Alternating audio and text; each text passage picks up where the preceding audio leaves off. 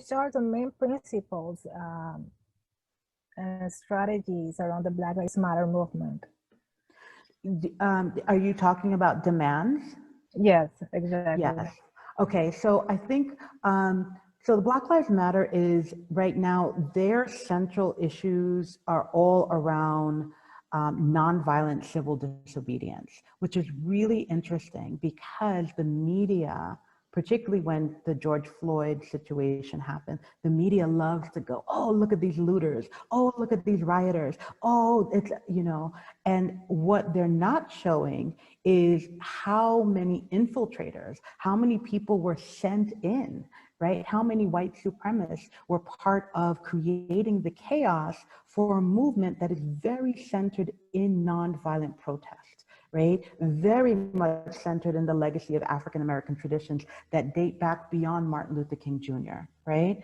And so the coalitions of people whose organizations come together, they have a very specific list of demands.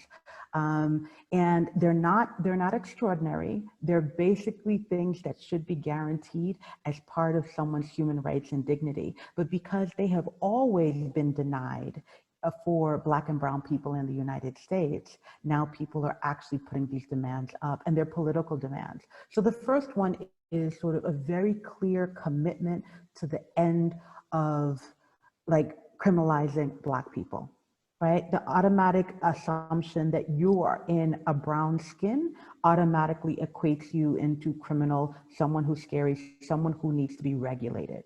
So there needs to be a change in the structural and institutional racist institutions that automatically withhold resources from people with Black and brown skin in the United States and beyond. Secondly, they're talking about reparations. And what does reparations mean? I mean, we know about reparations because Haiti had to pay reparations to the former French who, you know, lost their plantations after the revolution in 1804. And that is why today Haiti stands as a bankrupt country economically. Spiritually, they are wealthy. The Haitians, I will always salute them because they understand 1804 very seriously. Right? The idea of understanding themselves as an independent Black nation by any cost. However, reparations is not just the idea of acknowledging in the United States particularly that people of African descent, African Americans specifically, who come from a legacy of slavery, have never gotten an equal start.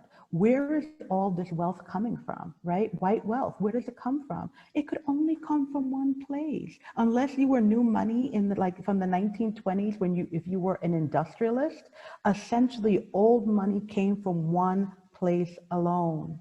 And if we look at all the wealthy people today, we can look in their histories and we can identify the slave plantations that their people owned. That is generational legacy and wealth. That is where the money came from. There was only one economy that built the United States, and it was on the back of Black people, right? And so reparations is not just going, okay, well, you can go to school and get a scholarship. No. We're talking about a larger reckoning, not just saying, okay, I'm going to give you your 40 acres and a mule, which is sort of what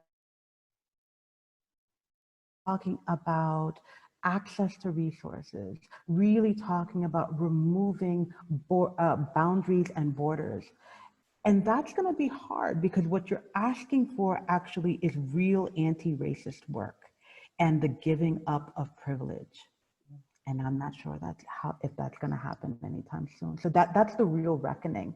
So reparations is not just, I'm going to give you your stimulus check. That's not reparations, right? They're talking about a bigger sort of payback and acknowledgement spiritually for slavery.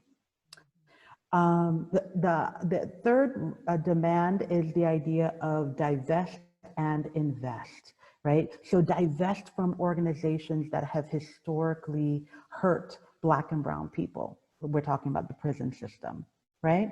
And then invest in local Black businesses, Black opportunity, scholarships, and access to resources. That's what they're talking about.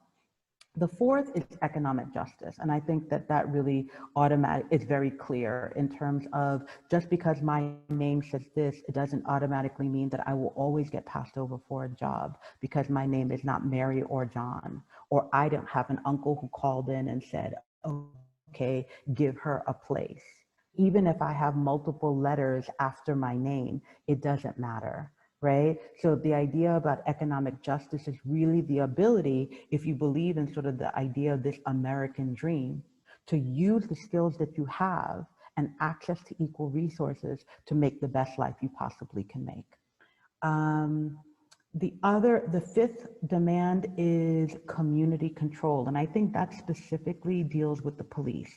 The idea that a community does not need an external police force to always come in and criminalize them, but to absolutely allow for the community to police itself and to also set up their own ways in which they support each other.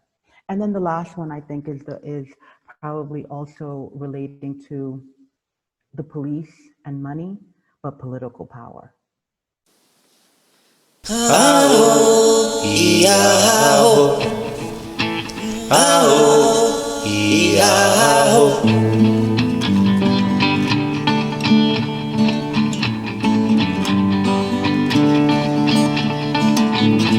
Somos voces de la historia, sangre, tinta y papel. Somos voces de la historia, mis ancestros, su saber, mis ancestros, su saber, mis ancestros, su saber. Ao, y ao, ao, y ao.